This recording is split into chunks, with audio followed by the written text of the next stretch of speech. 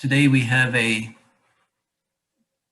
guest who's going to talk to us about some aspects of architecture in India, particularly from his part of India, which is the state of Kerala, which is in the southwest corner of India. His name is Dr. Hari Mohan Pillai, whom I've already mentioned to you in email. He happens to be a classmate of mine as an undergraduate. So we've known each other for a long time.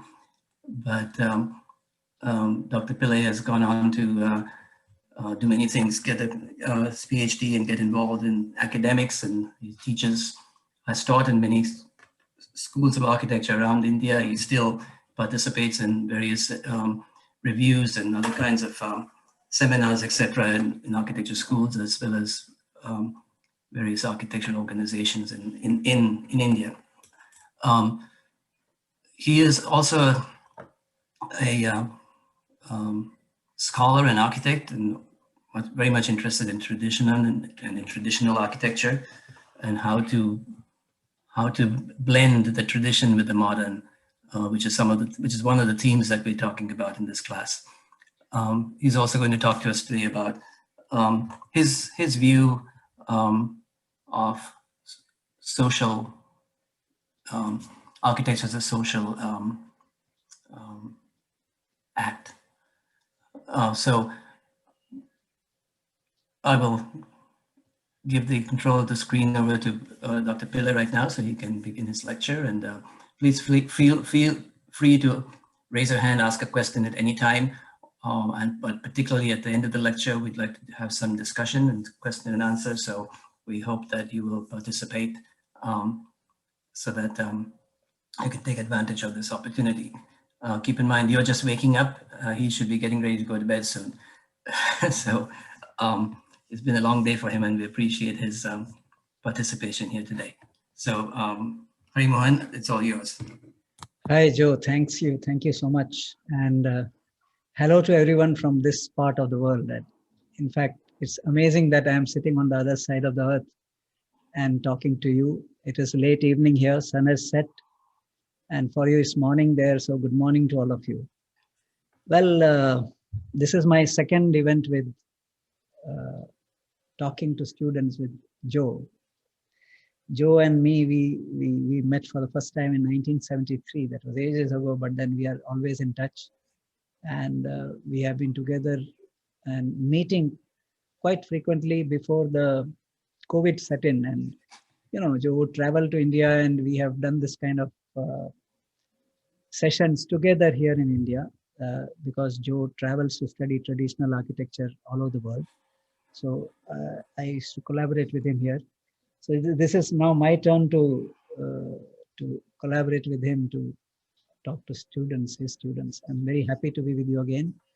Last year I had a similar session, and I thought I will talk about the same issues, which is part of your syllabus of this subject of architecture of non-Western societies.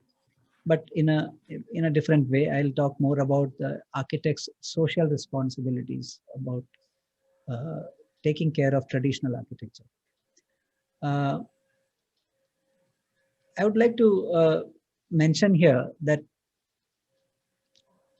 you know, you will be architects, or you are already architects, and you will get into profession, or you may be already in profession.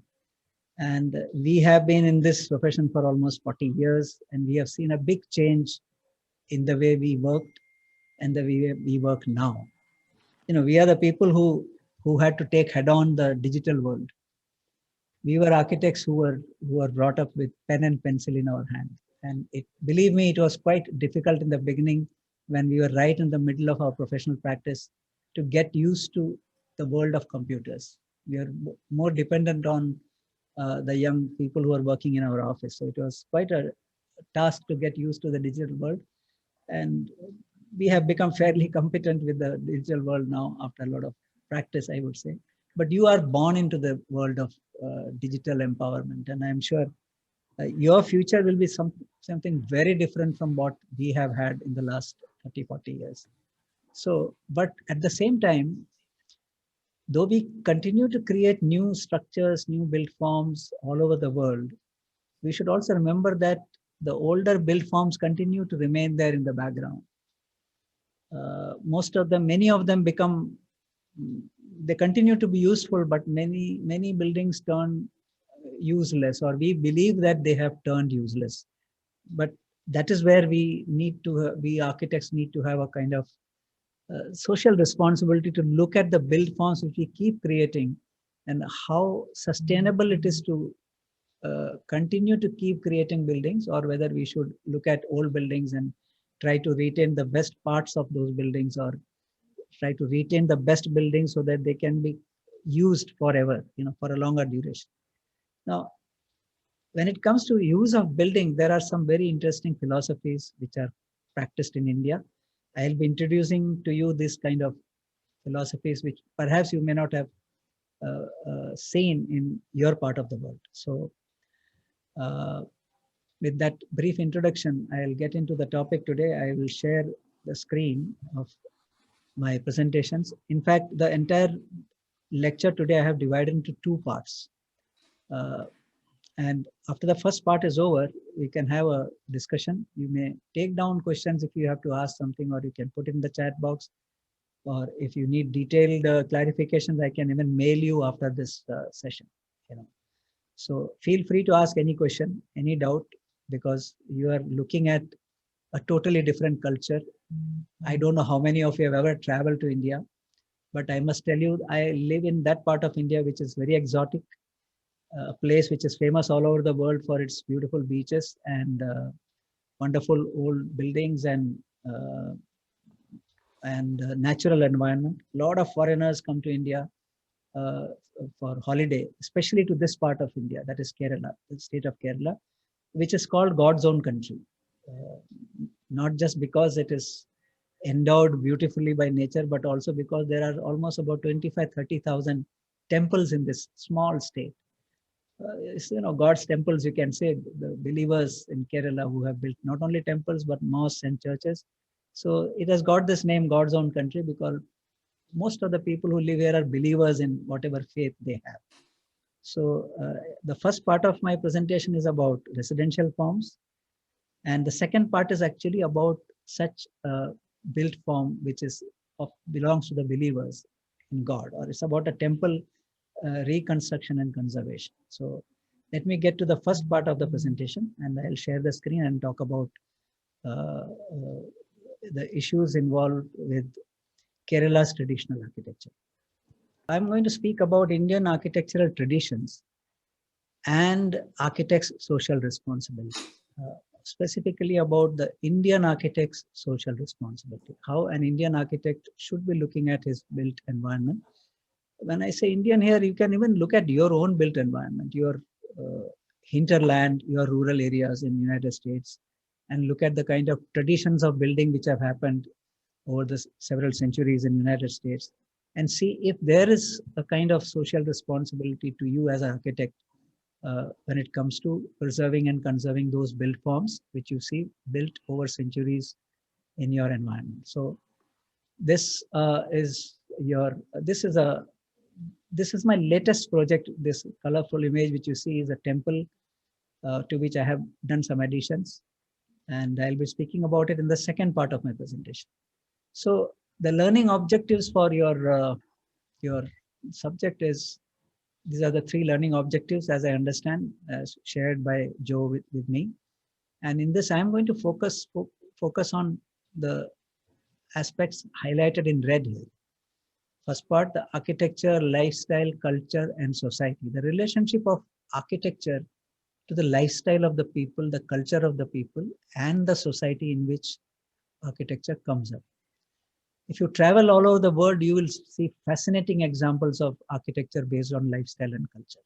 So I'm going to show you something which is very unique to Kerala and try to talk about the relationship of architecture to the culture and the society.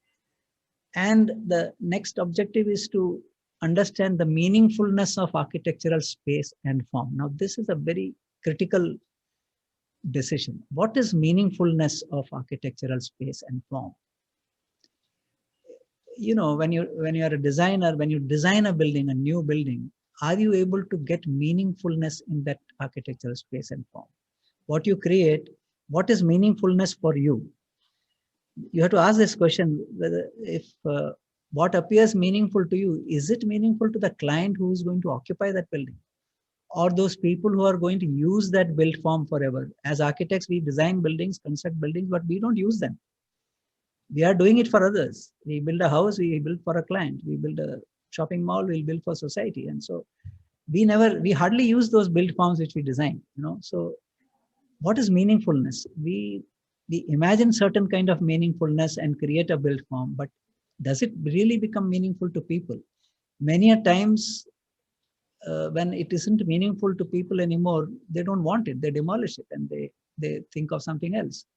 So it becomes very important for an architect to be aware of understanding what is meaningfulness of the built form that you create for the people who use that built form. So this is another aspect which I'll talk about as part of my 2 presentations today. And of course, if these discussions lead you to some kind of enlightenment and you learn something out of my presentation, I don't know how much you will learn, because believe me, you're looking at a totally different culture. You may have a lot of curious questions after seeing all this, some things which you may have never imagined. So, but it should provide some enough material for discussion and for further research, reading, writing, and drawing, whatever, to you, if you are curious enough to understand a different kind of culture, which perhaps you may have read in books or maybe heard from people around you. So what is this culture? This culture, Kerala, this is Kerala state. The kind of natural environment you would see if you come to Kerala. It is for this that people come from all over the world to Kerala. The beautiful backwaters, seashore, lagoons, plenty, hundreds and thousands of coconut trees, fishing nets. And actually, I am showing you only the beautiful images of Kerala, which they exist, this pristine images exist, but far away in the background on the horizon, you cannot see it here closely, but if you look around from where I have taken the picture, there'll be high-rise buildings. There'll be modern and high-rise buildings all over the place. And they sit within this verdant kind of natural, beautiful environment. So there's some kind of coexistence of beautiful natural environment and man-made built forms. And one graphic image which you see on the extreme left corner, I don't know if you're aware of this, this masked figure. This is called Kathakali in our local language. It is called Kathakali. It is an art form, a performing art form, or you can say it's a dance form wearing a mask.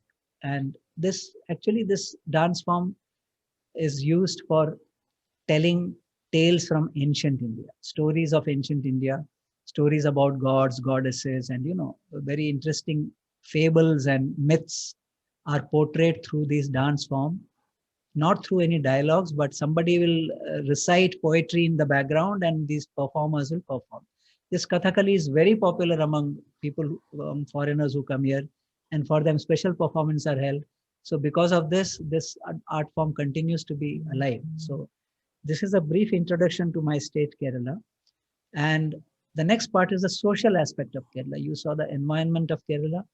Now, what you see, now this is my belief that 3 things define a culture. One is the food, second is the clothing people wear, and third is the shelter they create. Anywhere in the world, these 3 things would be exotic in nature. I mean, you go to any place, anywhere in the world, you look for local food, you'll see the local people, the kind of clothing they wear, and the kind of shelters they make. And I believe that all these 3 are directly because they exist because of the climate of the region. The food that people eat in a place is fundamentally because of the climate of the region. And the clothing they wear is because of the climate of the region. And finally, the shelters they have created over several centuries in different parts of the world have been primarily because of the climate of the place. Not anymore, I should say. Sadly enough, not anymore. for the last 200 years or 300 years since the Industrial Revolution, we see same kind of buildings all over the world. They don't relate to the climate of the place. I mean, you can see the same building in Delhi or Cochin or Los Angeles or California. Anywhere you go, you see the same kind of buildings. So food, clothing, and shelter are primarily primarily the product of a climate. The last image which you see is a young couple. They are wearing the local dress, clothing what they wear. And this is a couple from Kerala, newly married couple. I must tell you that this is not the way they wear these days all the time. Only on the occasion of their wedding, they will wear this dress. But otherwise, they are, for all practical purposes, they wear dresses which anyone wears anywhere in the world, But this clothing which you see in that black and white image used to be a 24/7 by 365-day clothing, is now confined to only on occasions people wear this kind of clothing. Though the climate hasn't changed much. Climate continues to be hot, humid, lot of winds and very green environment, lot of sunshine. So climate hasn't changed much. Food habits also have changed. So, but this is unique to this place, Kerala. But now let me get to the topic. This is a building which could be anywhere today because we call it the architecture for living. This could be anywhere. If you go to Cochin, just 10 kilometers, in my town, we see buildings like this. Or I'm sure if you go to San Francisco, you will see houses like this. Or you go anywhere in the world, you go to China, you go to Japan, anywhere you will find houses like this, buildings like this. So, because this is modern architecture. And modern architecture is architecture for living with the times, with technology inputs, with active systems for comfort, creating comforts and so on. And all of you are aware of this. You are already educated in this particular aspect of design. So, but what is traditional architecture? I would just reverse the term and say traditional architecture is actually living architecture. It is architecture which lives, which breathes. That's traditional architecture, which if it exists somewhere, it continues to live and it continues to breathe. And conserving the living architecture is architect's social responsibility. This means that if there is a built form around you, which is old, but it continues to live, it is breathing, but if it is suffocating, and if it can be restored, it is the architect's social responsibility to try and restore. Now, I'll take a pause here and tell you, this is what I got into after several years of normal architectural practice. You see, I was in Mumbai for a long time. And when I came to Kerala, I got introduced to old structures which calls for some attention. So that is where I changed my track of practice. I was designing apartments and hospitals and auditoriums and high-rise buildings, low-rise buildings, and so on when I was in Mumbai, all modern buildings. But suddenly, when I came to Kerala, I was confronted with this kind of environment where, so I changed the track and I realized that I do have some social responsibility. A little late in my life, and when I met some people who wanted their buildings conserved and preserved. And what I had to do was really see what kind of condition they were in and try to give them a new lease of life. So I developed for myself a kind of a maxim, I would say. I started saying that demolition is a crime. Now, this is something which I created, a kind of few statements which I use when I meet my clients and they come to me with projects. So demolition is a crime. Avoid the demolition of old buildings. Adaptive reuse for old structures, if you can create as an architect, because you can save energy and resources, produce less wastage, and this way you can preserve the past for posterity.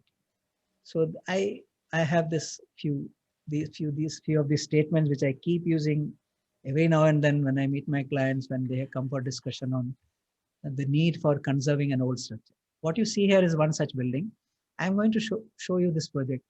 This house is, what you see is almost 125-year-old. In a district pretty close to where I live. And this is the map of my state and the location of my state, Kerala, in India, the southern southwestern tip of India. As you can see, the entire stretch of coastal area you can see as part of the state. And that's the Arabian Sea on the west of the state. And these are these districts of the state. You can see my location, Thrissur, which is my location. And the project I'm talking about is in the neighboring district called Palakkad, very close to about 30-40 kilometers from my place. So this is on the border of my district and the neighboring district called Palakkad. And there were not one, but several 40, 50 houses I found as part of an old settlement where nobody was living. Very few people were living, but the houses were intact. And I was told that many people have migrated. They are living in Germany, London, and people have grown rich. They have enough money, but they don't have the heart to demolish their ancestral homes. So they have kept these homes. Once a year or once in a while, they would come back from wherever they are, spend some time in their ancestral home, and then go back. Few caretakers are there in these houses who take care of this, maintain them, so that whenever once a year or so when these people come, they can live in these houses. So I happened to meet one person who had grown old, and he had decided to sell the property along with the house. Now this was very interesting. See, I'm going to tell you a story.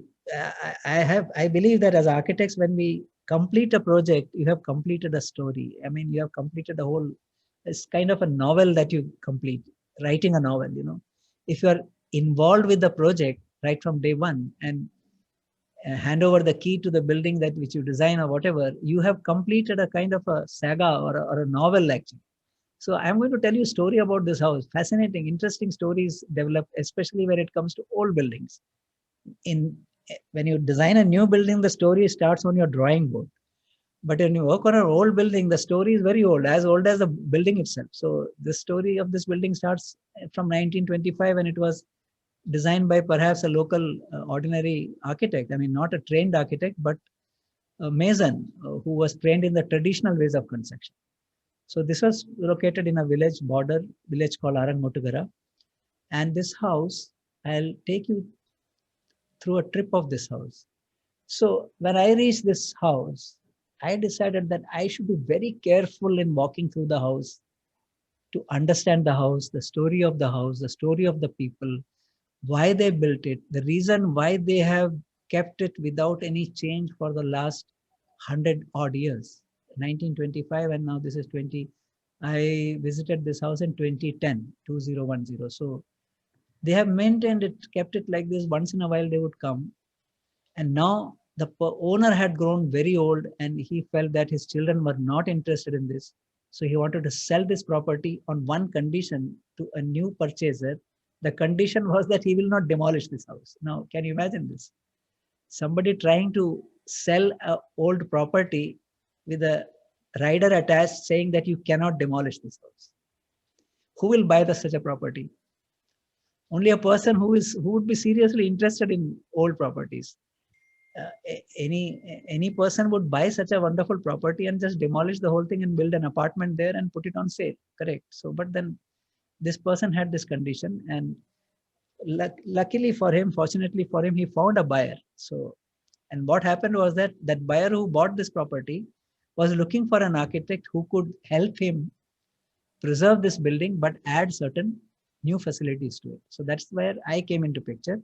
This gentleman, his name was Krishnan, Mr. Krishnan, who contacted me, and I got into this building to understand this building first.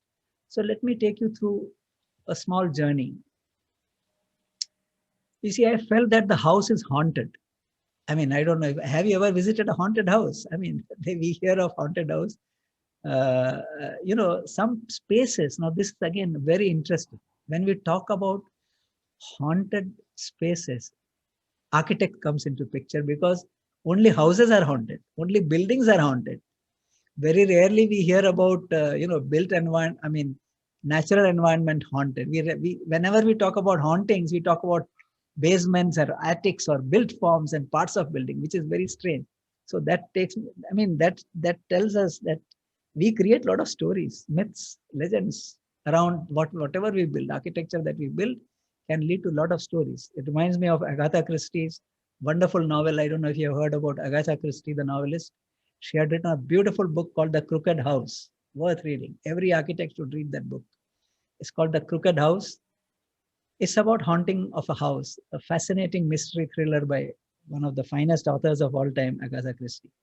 I would recommend that book to you if you haven't read. It's called The Crooked House. So this house sort of reminded me of that novel, but not exactly crooked because it was in ship shape, very good shape. And built in 1925, and you can see how well maintained it remained. The inner spaces. These are the inner spaces that you see. I could almost hear whispers in the house as if somebody is talking. I mean, that's what I could call haunting spaces. I walked through this all alone through all the spaces, and there was some kind of experience of people having lived in these spaces. I don't know whether we should call it haunting, but the quality of light in those spaces, the kind of creaking noise the timber doors made when you open the door and enter into a space, when you look up into the attic and all those, and nobody is living there, and it is put on sale. So look at all this. For decades, people have lived, and now nobody is living, but it is well kept. Put on sale with a condition that it will not be demolished. So if not demolished, what will you do with this building? So this was what my challenge was. The client who bought this building, he told me, tell me what I can do with this building. I want to respect the decision of the seller that you will not demolish this building. He said, I respect his decision. I like this building. But as an architect, he asked me, tell me, what will you do with this building? What can I do with this building? I would like to not only live here, but I would like to earn something out of it. I'm spending a bomb for buying this property, but then what will I do with this? How can I earn some money out of this? So this is again very interesting. Your client is asking you for a business proposition, a revenue model for a project that you are going to do. It can happen only with architects. You get clients who tell me how to make money out of this project, and you give a project, you give a proposal. So it has to have a economic viability also. Whatever I do to this building should in return give something to the client. What I get is my fees, but then the client wants much more than that after going through this. So let's enter into the building. Now this is very interesting. Though the people were not living there, they had sold the property. This old man's picture which you see here is the last owner who sold this property. The left picture, colorful image which you see, I don't know if you have ever seen this. These are images of 1, 2, 3, 4, 5 different types of goddesses, of all the thousands of gods and goddesses which exist in India. I mean, India is the only country where you will find millions of gods and goddesses.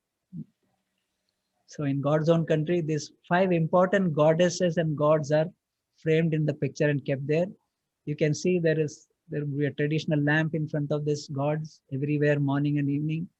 Every morning, every evening, the owners light a lamp. So this is lifestyle. This is the culture of the people here, to have a space for God in your house. You may hang a picture of the God that you have imagined, or you put a sculpture. But morning sunrise and at sunset time, every day the housewife or someone in the family would light a lamp and put some incense stick in front of the photograph of it's a belief system. And quite often they put even their ancestors' pictures around the gods and goddesses picture. This is part of the cultural aspects of. So these are the owner. This is the owner and his wife who sold this house, and the house looked like this from outside when I visited. This gentleman's name was Venkatachalam. Some of more images of this house inside. Just take a look at this, how well polished and how well maintained the house is. Though nobody had lived here for almost 15, 20 years. Though the structure was constructed in 1925 and there was no electricity, electricity came much later. So you can see how ceiling fan and electricity, the cables, etc. were put into the existing structure. You can also see over there a kind of a pipe laid to collect rainwater from all the sloping roof and then take it out. All these are additions. You can see a fluorescent tube hanging from the rafter and so on.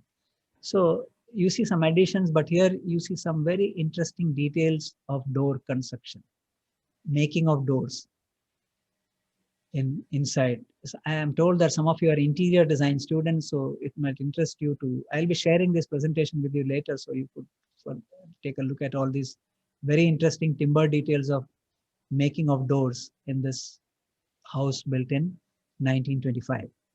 So now interior artifacts. This is also very interesting. These are typical artifacts, interior artifacts, which you would find in a house in Kerala, traditional house in Kerala. If you want to know what would you call them, they are mixers and grinders and cooking instruments.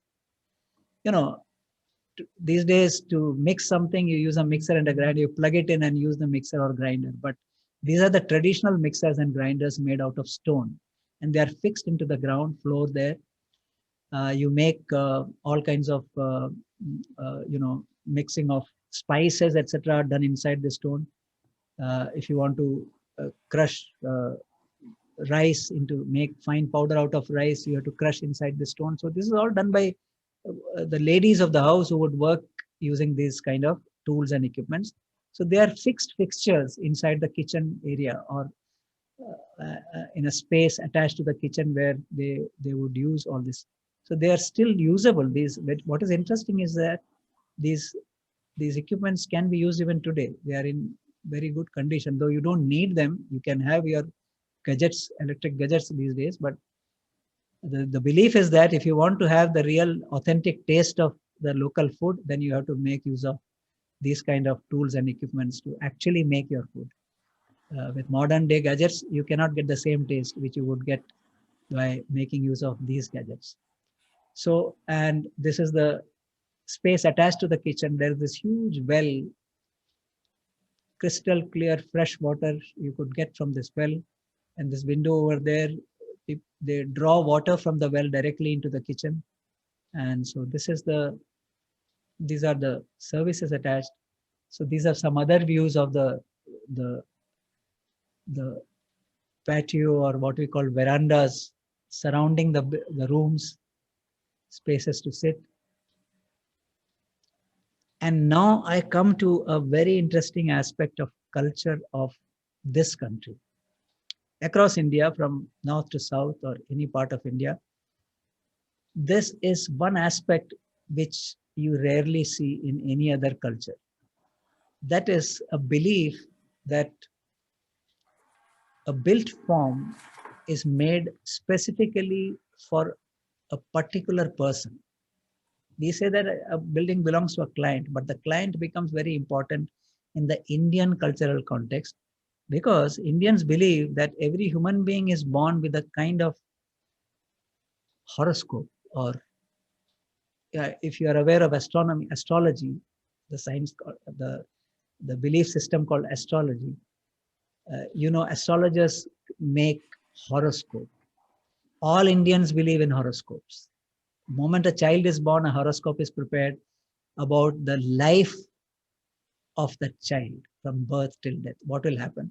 And invariably, whatever is mentioned in the horoscope happens. I mean, that is the experience of Indians. And in fact, I have written a book which is published, it's there on Kindle also. It's called Science and Pseudoscience. I have questioned this, whether it is pseudoscience or science, this belief system. So when you design a building, or when you work on a building as an architect, you need to consult an astrologer. Now, this is very strange. I don't think it happens anywhere in any other part of the world. In India, if you're designing a building, you need to consult an astrologer.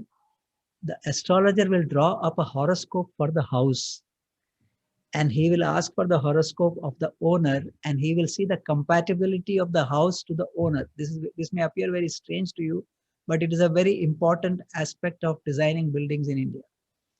This science is called Vastu Shastra in India. Vastu Shastra, loosely translated, can be called as the science of architecture, because the meaning of the word Vastu is architecture, and Shastra means science. So Vastu Shastra means the science of architecture. But as the practice of Vastu Shastra, what happens in India is, there is a kind of horoscope matching. This happens, very interesting. Horoscope matching of the person who is the owner of the house and the design of the house itself. And this is done with very interesting computational technique, which I do not know, but I have seen people perform. So I have had this opportunity of calling in, sitting with the astrologer. The client calls the astrologer. They sit together. They do all this. I have been only a silent witness, and I have had interaction with the astrologer to know why they do it. And what they tell me is that architecture is shelter. Now, this is what their statement, which I have put here. Architecture is shelter, which humans make for themselves to spend a lifetime. But architecture transcends time allotted to the humans who make them. That means building lives more than a human being. Am I right?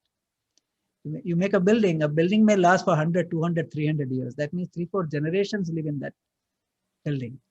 So there is an intrinsic relationship between the life of humans who live in those buildings and the architecture they create. This is a belief system. I suppose something like Feng Shui is practiced in China. Chinese also have this kind of belief system that there is some kind of energy associated with built forms and design. But in India, it is very different. There is a relationship, spiritual relationship of the people who live in a building and the design of the building itself. And in many ways, this relationship is established with the use of climate and orientation of the built form, which again is a very interesting topic it's a topic of interest for study. The relationship of climate, orientation of the building, the people who live in them, their horoscope, and the horoscope of the. So it gets into a very complex matrix of very interesting sciences and belief systems which are prevalent in India. I will not go deeper into this because I could spend days talking about. So let us come to the project itself. This gentleman you see here on top, he is the new owner who definitely wanted all these studies done by an astrologer. I can see an astrologer sitting here and doing all those calculations to check whether the house is compatible for this new owner. If it is not compatible, if there are some problems, then what are the remedies for that? Those remedies also the astrologer will suggest to change some rooms or change some areas or create some new areas and so on, and make the horoscope of the new built environment compatible to this owner's needs. So these are all events which I have witnessed and I have recorded so that we try and understand the cultural thrust which exists in creation of architectural spaces. So now I come to the architect's role. For me as an architect, what was important is the condition of the building, the structural form, how strong the structure is, how strong the roof is, which is more than 100-year-old. And Kerala, the state of Kerala gets heavy rains. It's very surprising that look at the condition of the roof. It's built 100 years ago, but it has faced 100 monsoons, very heavy monsoon, but not much damage. So I studied the built form and with due discussions, following discussions with the client, decided what new facilities he wanted in this built form without making much changes to the built form, without demolishing the entire built form, as was the wish of the original owner who had put this condition that he will not demolish this building. So these were the studies which I did, decisions which were taken on what to remove, what to keep, and what new refurbishment needs to be done. And footprints were created, drawings were created. This is the existing footprint. These are some demolitions which I suggested. And how to keep the old and add new facilities. Drawings which I finally created. So I created a new extension to the old building without demolishing the building, as if the new is embracing the old, and then the entire thing becomes one whole, so that you don't feel that a new building is constructed. It is the same old building, but it is bigger. It is more than double the size now, because my client wanted, as I told you, he wanted some kind of revenue generation out of this property. He wanted to at least earn back what he was going to spend. So I suggested this kind of changes. I will explain to you what I did. I suggested that he convert this into a kind of a healthcare facility according to the traditional healthcare system, that is Ayurvedic system they call it. So it became a camp for people to come for rest and treatment of certain kind of ailments for which there is very good traditional treatment. You know, massage. Kerala is very famous for this kind of treatment, massage and body rejuvenation, they call it, which is traditional treatment. It has nothing to do with the modern medical treatment. It is control of diet, exercises, and massage with using herbal oils and herbal medicines, etc. So this was converted into a kind of a settlement where, it became very successful later when he floated this project later on. So the new around the old was built like this. So these are the different plants of the ground floor, first floor and second floor. I'll be sharing this with you so you will be able to take a look at it in detail. And this is how the work starts. It starts. Now, this is also a very interesting experience, the cultural nuances of a society on how a building needs to be constructed. I told you about the horoscope making along with the drawing making, there is something called horoscope making for the building. Now, when you start construction, there are several stages of auspicious activities in the plot which is done, property which is done. In India, it is called puja. Puja means worship. There are several different stages of worshipping of certain activities, right from foundation placement. You know, foundation making is an activity. So there is a worship, God's worship done, certain rituals are performed, and foundation is laid in place. Next stage is the plinth. There is another worship of the plinth. Then there is a worship of, and the first door frame is put. This may all sound very, very strange to you, but this is the way it is in this particular culture. So this is the first stage when there is some kind of worship is happening, and it is very interesting to note what is the worship all about.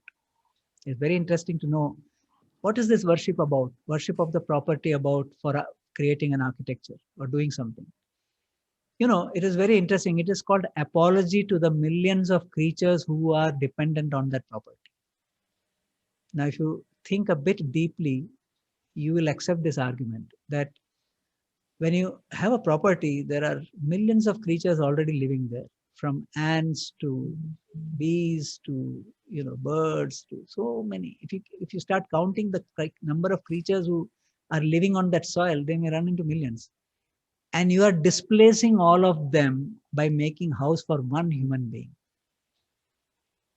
Is it right? This is a question which Indian culture asks itself. When you build one house, you displace millions of creatures. Little insects, from little insects to snakes. So that is why these creatures are worshipped in India. Snake is worshipped because you displace a lot of snakes to build a house. You displace a lot of crawly creatures. You sometimes displace birds. You cut trees, so many birds lose their housing, and we do it recklessly. We have been doing it recklessly all over the earth, displacing millions of creatures to create our homes. So, but in India, as part of the tradition and culture, there is this act where you apologize to all the creatures who get displaced before you build a home for yourself. In many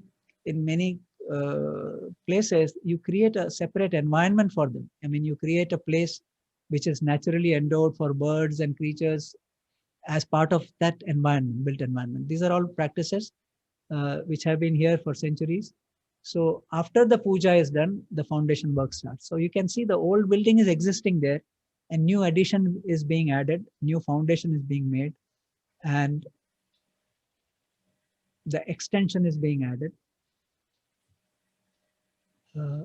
I will go through slowly through these images. You can see them, how the foundation is being done. And as you can see, there is hardly any mechanization in construction activity in India.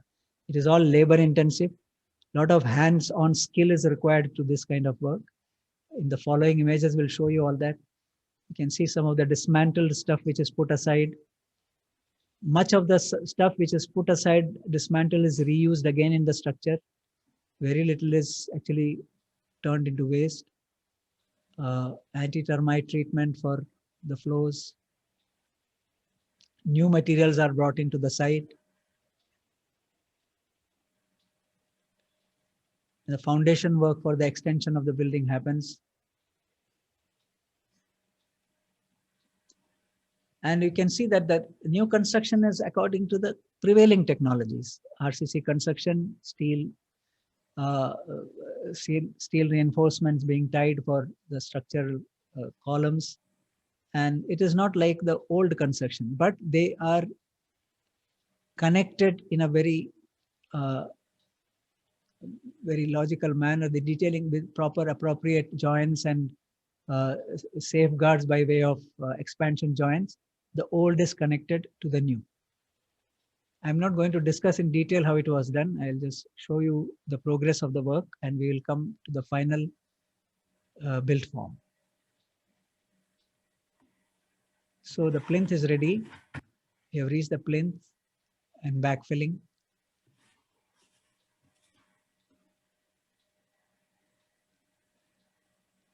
And now here is another ritual of placing of the first brick, the corner brick or the stone. This is used laterite stone, which is a local stone which is retrieved from the surroundings. This is called laterite stone, which is used for construction, not baked brick or not concrete blocks, but laterite stone.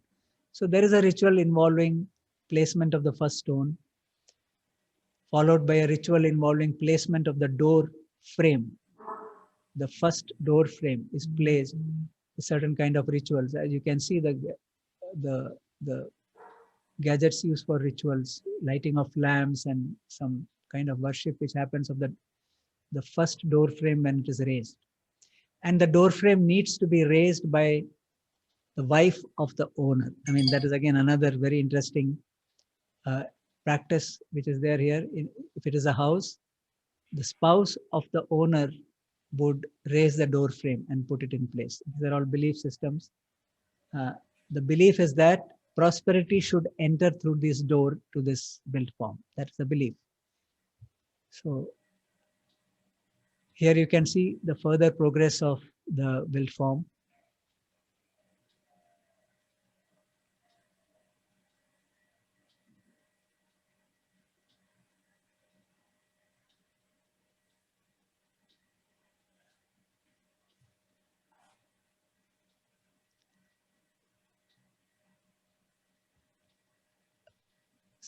Number of techniques were used. Local skills were used to bring about a continuity in the structure.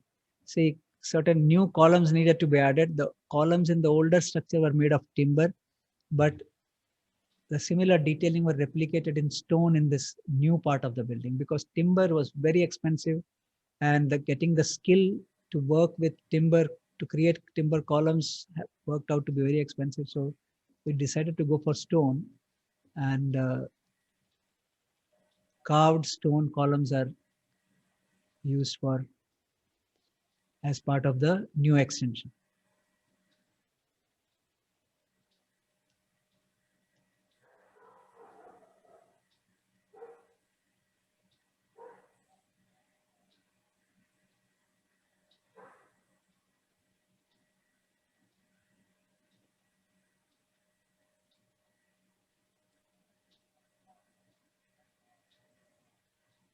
Casting of the slab.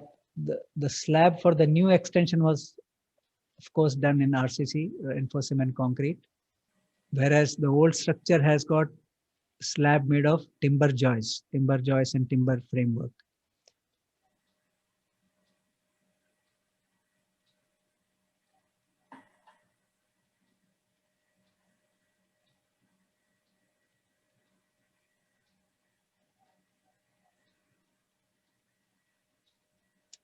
So when work happens, work goes on day and night. There is no day or night for construction activity. It would go on 24/7 depending upon availability of workers and skilled people. So certain traditional elements being introduced. This is called sopanam. It is designed now. There are several skilled traditional workers which are involved to create some elements for interior and exterior elements. This may be of interest to interior designers or articraft people who design artifacts. So this is the way traditionally steps are created as entrances to houses or built forms.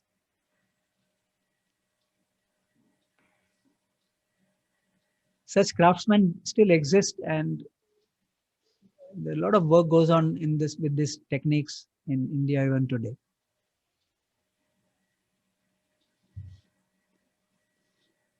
As you can see, the old structure, we actually stripped the entire roof and laid it all over again, gave it a totally new look because it had not been touched for almost 100 years. So they needed refurbishment. Some rafters needed replacement. So you see all the tiles which were 100-year-old were removed, repainted and put back again.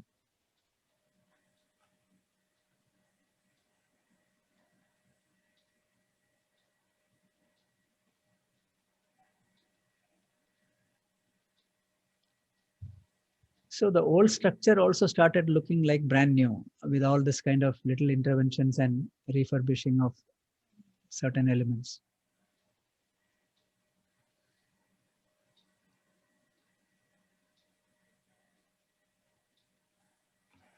What you see is a typical detail of traditional houses of Kerala. Today also we get carpenters who can do this kind of work. So usually because it is a hot and humid climate, instead of having windows with closed shutters, most houses would have this kind of details, grill detail, which allows free flow of wind into the houses. At the same time, it keeps the house safe and secure. Several parts of the old house were converted. In fact, the attic, this is the attic space which you see refurbished, and new attic space which was converted into a library. And for this owner wanted a library in the attic, and below that there was a space which was converted into a home theater. So a lot of new facilities, new activities were introduced into that old structure, and this is how the streetscape of the house which changed.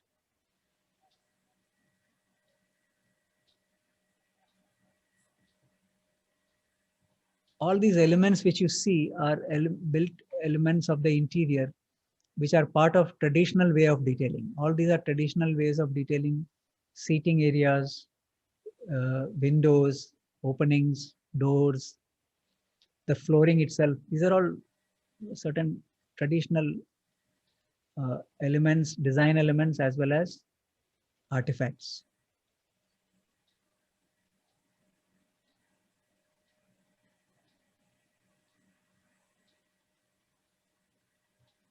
And this is how, after furnishing, again, furnishing was also done with some antique furniture which the client had. So you can see that the same old feel is brought back into the interior spaces. This should be of interest to interior design students, how that feel of a lived-in space using an antique furniture and artifacts is created. Even the flooring and the material detailing, surface finishes, that lived-in feeling of an old house is brought in. So this is how the built form looks now after completion of the work. It is being used as a place for treatment, Ayurvedic treatment as we call it, or traditional treatment. People come and live there they camp there for a week, a month. It's like more like you can say a holiday home where you get good physical care and treatment, good food and so on. So this is the environment which is created. This is how the house is now after living in and being used by people.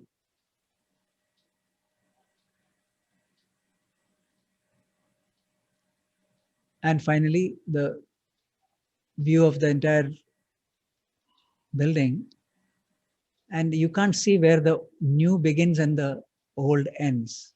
There is that continuity in the built form, in detailing, but all kinds of new facilities are built into it, into the built form, and there is a seamless connection between the old and the new. It's very difficult to figure out which is old and which is new when if you visit this. So one part is built in 1925 and the other part is built in 2010.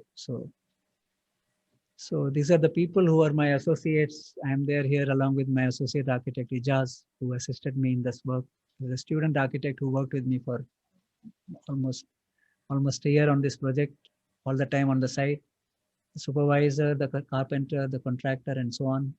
So we believe in all these people. Without, architecture is a profession where it's not a one-man profession or a one-woman profession. It is a profession which involves contribution from so many people, and you cannot forget the contribution of all these people who help you realize what you visualize. We visualize something, but then the realization of our dream happens because of several hundred individuals who collaborate with you to make your visualization come true. So where the old ends, the new should begin seamlessly. This is what I believe in, and this is with this belief I have been working on projects like this. So here is the end of part 1, and maybe I can take questions if you have any on this, whatever we have seen till now. Especially if you have any question about the cultural aspect, it's a topic which can have several lectures actually about the cultural background, the belief systems, which makes people do all this.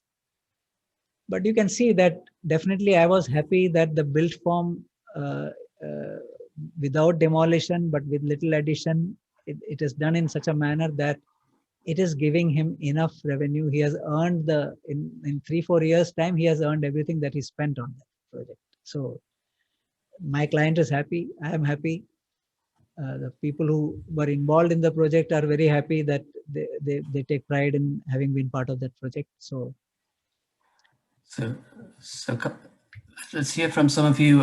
What do you think is the difference between what you perceive as the role of the architect in the culture that we practice here and the role of the architect in other cultures, like, for example, from the example we just heard about?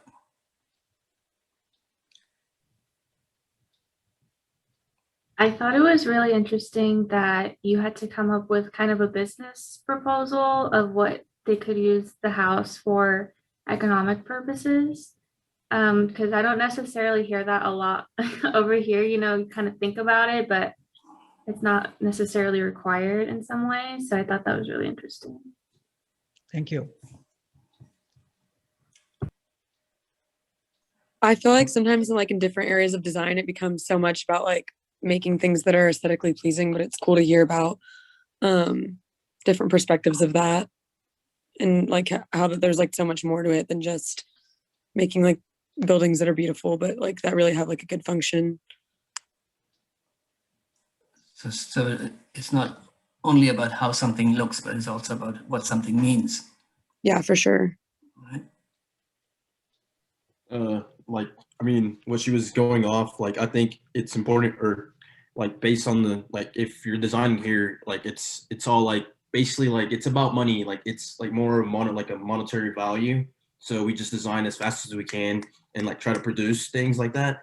But as after seeing your lecture and things, I feel maybe in the culture over there in India, they take the time in designing and taking every aspect, and even though it may be long, doing everything by hand, labor intensive. I thought that was quite, I don't know, shocking. Even though for a modern age we are it's still very, I guess, primitive, or y'all take the time to do the things, and also how, or whenever I was listening to the lecture, how the spaces, you were saying, the spaces must accept him for him to change in vary the ways. I thought that was quite unique, because I mean, I don't know, for building over here, or how designs are happening over here in the US, it's not we don't consider none of that traditional aspects and stuff. I can maybe remember one thing that maybe my grandparents did whenever the house was built. They got it blessed or whatever, but that's about the only religious thing that I kind of remember from that. But it's quite interesting how the different varies of tradition and buildings like how you build a certain thing is very different from over here. I thought that was quite unique. Here, You see, I was talking about getting certain kind of meaningfulness out of what you are doing, and meaningfulness you can get only if you do things very slowly. You can't do it very fast. So I believe that making of a building or a house is like writing a novel, or it's like storytelling, and you cannot create a story or a saga overnight. It takes time to think, and so if architecture is a creative activity, all creative activities take time to sort of evolve. So maybe that is what is happening with traditional buildings, the way buildings are created traditionally. I think a lot of reading of Mr. Christopher Alexander's writing would tell you about what is tradition of building. I'm sure you would have heard of Christopher Alexander and his writings. He has made some wonderful statements about what is tradition of building. Yeah, Dr. Pillai is talking about the researcher and professor from UC Berkeley who written a couple of books on what he calls the pattern languages.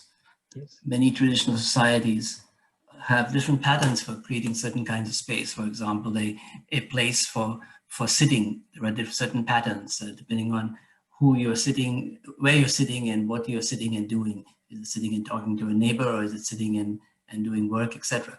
The pattern for an entrance. One of you, I forget who it is doing a presentation about the South Indian house in Pondicherry, and you mentioned about the Tinai, right? That place we sit outside to talk to neighbors and to welcome friends. There are patterns in those kinds of things. Each culture has its own patterns. Yes, and along with Christopher Alexander, there is architect Paul Oliver, who has done extensive study of cultures around the world. Paul Oliver.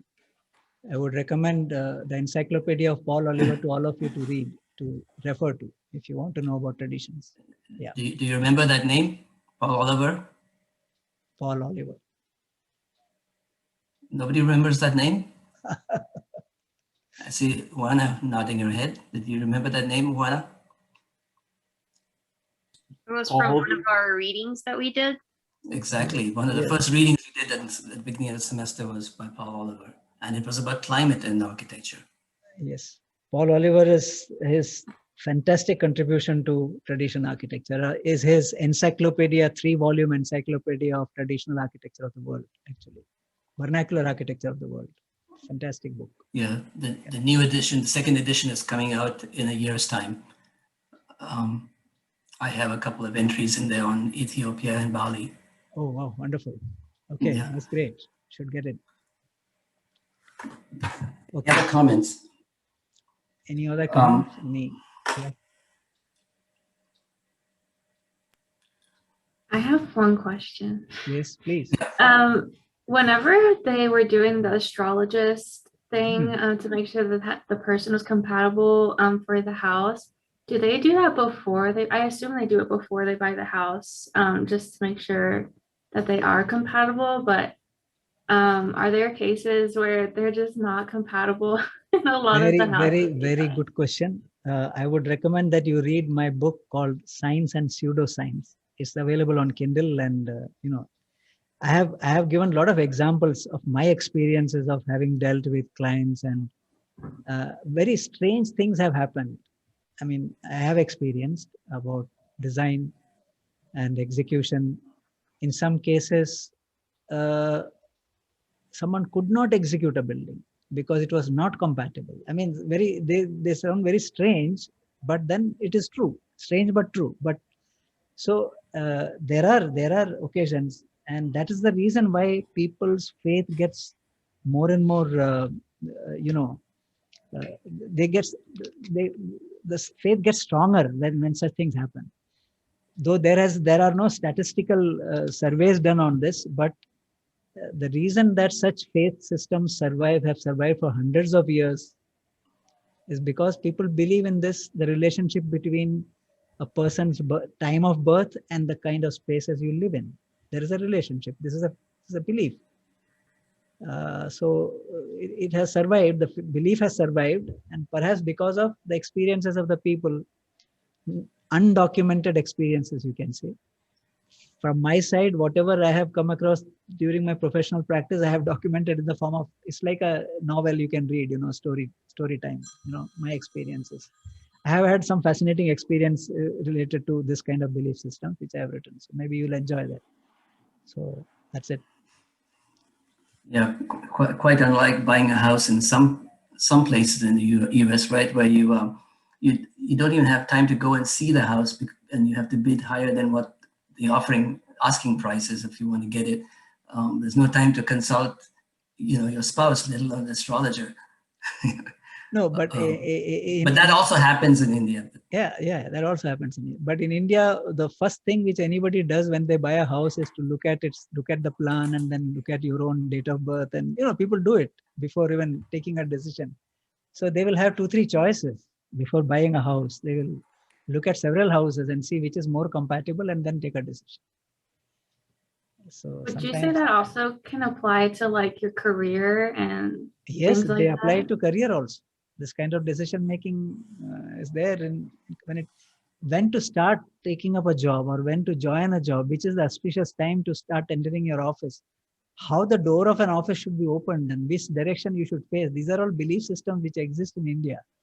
How you should lay your interior planning. Interior planning, this plays a very important role in India. Interior design of offices, because people have this firm faith in the direction which you face and sit and work, and where you hang the picture of your god, in which wall, on which wall, and so on. So very interesting, actually. And as a matter of fact, this is now called Indian knowledge system. And now Indian universities are looking at all these past belief systems and trying to compile this as Indian knowledge system, because it has existed for several hundred years. So Indian universities, our university, like where I and Joe studied, Indian Institute of Technology, they have started Department of Indian Knowledge Systems, and they are planning to start a course on compilation of all this information. They are doing a lot of research on this part. There are 2 or 3 universities in India who have started working on Indian knowledge systems, compilation of these belief systems, and so that they can statistically collect information about how these belief systems have survived through all these centuries, and whether they work or not will be part of research work by scholars who will take it up. There is a university in Pune. Pune is a town in central India, western India, where they are starting a master's course on traditional Indian knowledge systems, open to architecture students who are graduates or practicing architects. So, which is interesting. Now, people are taking a look at all these ancient knowledge systems and trying to bring it together under one platform. Earlier in the lecture, Hariman mentioned food as part of culture, and it's interesting that in the last few years there's a lot of scientific investigation into spices that are used not just in Indian food, but also in traditional foods like in South America and Africa. We think of spices and things mostly for taste, but there are other medicinal values, and there are other kinds of biological effects of having those things in your food. And one reason that many people in the medical field look at certain kinds of food systems is because those ingredients contribute to maintaining certain kinds of chronic diseases like diabetes or blood pressure and those kinds of things that all of us have all over the world today. And we have to take artificial medical supplements to maintain those things. But in traditional societies, those things were part of the diet. Though people didn't know it, but they did it because out of many centuries of experimentation. And they couldn't probably explain it scientifically, but today we can explain it from science point of view and treat those things not just as flavor adding ingredients, but also as things that maintain health. Well, I must tell you that this COVID times, this has become very, very popular among Indians. Some kind of traditional concoctions using ginger and lime and some herbs. You boil them in water, and people keep drinking this hot water every hour in India. We all have it because it's good to keep yourself fit. So to prevent any infection, prevent virus, almost every Indian drinks this today. It's become very popular, and now pouches are available, which you can simply put into boiling water and create your own drink. So it's got a big market today of this traditional herbal medicines, which you just create at home. Drinks you create at home. Yeah. Wait another few months, and you may find it in Starbucks. I know. Quite possible. Yes. So this is how it is. Traditional systems. I have a proposal here. Yes. Harimohan had a second part to his lecture, Yes. but we're already at 10:45, which is How much time do we have now? 5 minutes. So And so because some of the students have other classes at Okay. 5:30, but what I'd like to propose is that, and this is if Harimohan is available on Thursday, same time. In your schedule, you're scheduled for meeting with me individually for your second draft of your papers. I'm not going to do that. I'll just look at the drafts online and make and comment. So we can take some time out of the Thursday's class if Harimohan is available. I don't know. Thursday, yes, I am available. Same time. This time. Same time. We can Yes, we can take part of the class period to because look at the second part. part is shorter in duration, half an hour or so, maximum an Okay. hour. So maybe we can make it. And it has to do with temple, so it's not about individual people, but it's more about collectively society. Yes. Um, It's an ongoing project for me, so we just started, so I can make a presentation on that. Yeah. so we'll meet again on Thursday, same time, and we'll start the class with Professor Pillai's second part. Okay. And in the meantime, any more questions? Just write them down and ask in the next class period. Professor Pillai, did you have any closing comments? Or? Yes. Since we are meeting again on Thursday, if you could, if you haven't visited Kerala, if you have just heard about Kerala, it will be interesting for you. If you can look up what is Kerala on internet and try to understand the history of Kerala and its people.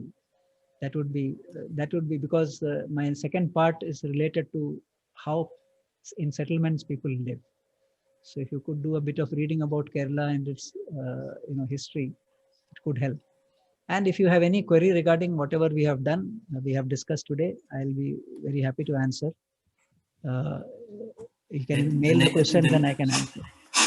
The name of the state is Kerala. Kerala. Put it in the chat. And God's own country. The moment you write Kerala, you will come across this term, God's own country. So. Okay. All right. Well, thanks, Harimohan, for an interesting lecture and interesting ideas that are, as you say, may sound peculiar, but they are not. But they are part of Indian culture and part of Yes. culture in many other places too, in different ways. So until next time, we'll see you all on Thursday. And thanks again. Yes. See you on Thursday. Thank you, Joe, so much. Thank you very much for Okay. connecting. Thank you so much. Thank you. Thank you. Okay. Bye-bye.